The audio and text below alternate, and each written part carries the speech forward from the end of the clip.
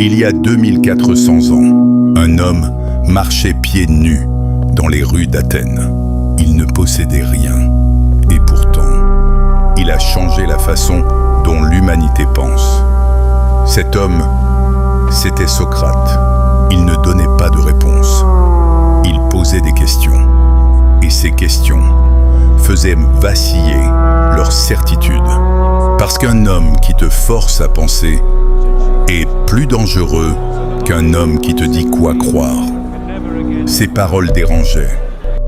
Et dans un monde attaché à ses certitudes, déranger devient un crime. En 399 avant notre ère, Socrate est condamné à mort. Il aurait pu fuir, se taire, survivre. Il choisit de rester, parce que pour lui, une vie sans vérité ne valait pas la peine d'être vécue. Mais cette histoire, ce n'est pas juste la sienne, parce que ce qu'il a compris te concerne directement.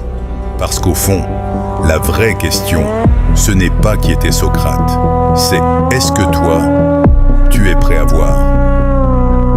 Tu penses te connaître, mais la plupart de ce que tu appelles toi n'est qu'un ensemble d'habitudes.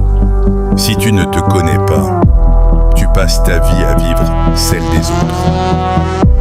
On t'a appris à avoir des réponses, mais personne ne t'a appris à douter.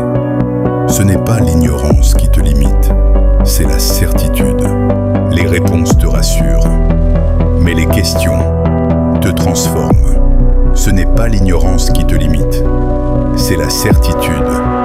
Une vérité qu'on te donne s'oublie. Une vérité que tu découvres te change. Tes valeurs ne sont pas ce que tu dis, ce sont ce que tu fais quand ça coûte quelque chose. Chaque fois que tu te trahis, quelque chose en toi s'éteint.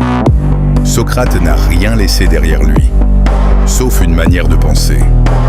La question maintenant, est-ce que tu vas l'appliquer ?